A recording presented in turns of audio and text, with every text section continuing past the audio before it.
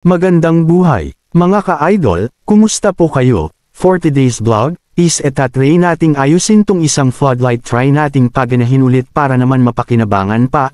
Una sa lahat ay kung bago ka pa lang dito sa aking channel ay baka naman, pa-subscribe, like and share naman ang ating mga upload na video at hit na rin ang bell icon para ma-notify po kayo pag may bago tayong mga upload na video kagaya nito at kung okay na ay simulan na natin ang kwento.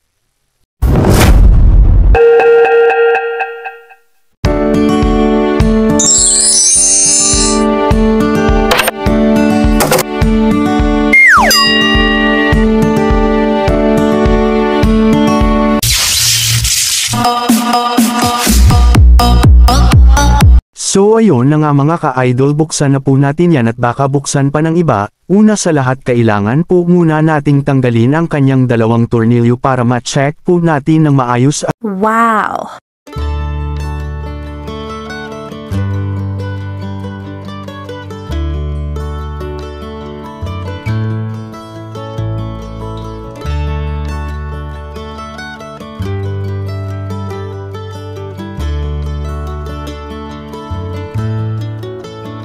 dahan-dahan po nating tanggalin ang kanyang mga lenses.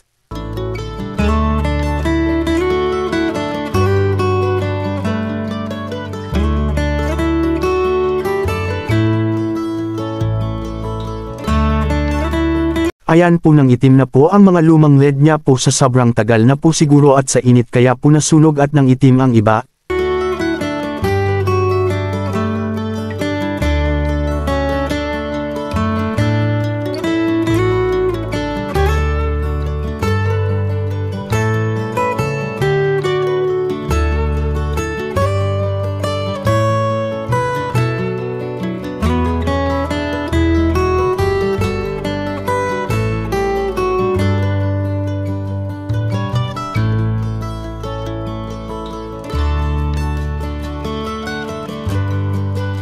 Ayan na nga po, pagkatapos po ay tanggalin na po natin ang mga lumang LED at linisin po natin ng maayos at para na rin po mapalitan na natin ng mga bagong LED.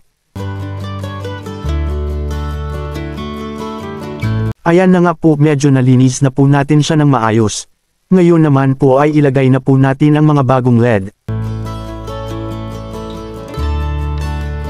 Ayan nga po pala ang mga bagong LED na atin po ilalagay, ang bawat isa po niyan ay may range po na 1 watt. At ilagay na po natin yan, wag na po tayo masyadong magmaritis dyan at baka matulfo pa po tayo.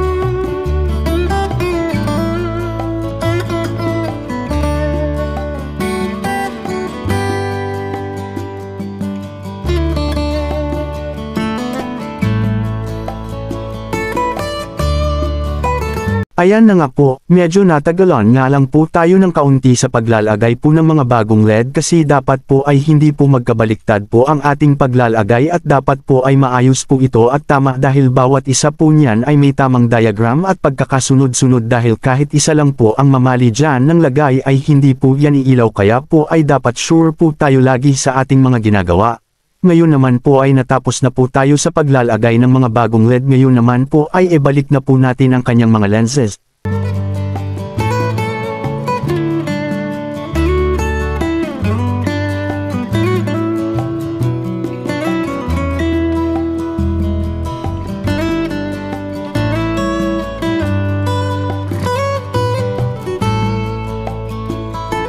At ayan na nga po, natapos na po tayo sa paglalagay ng mga lens. Ngayon naman po ay try na po natin siyang pailawin kung tama po ba ang ating pagkakagawa.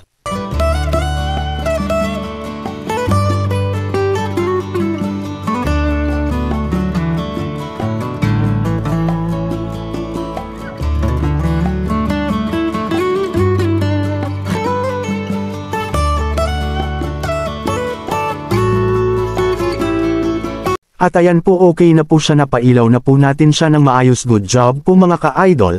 At kung nagustuhan nyo po ang ating video ay isang like naman po dyan mga ka-idol, malaking tulong na po yan para sa akin mga ka-idol. At ayun na nga, maraming salamat po ulit sa inyo mga ka-idol.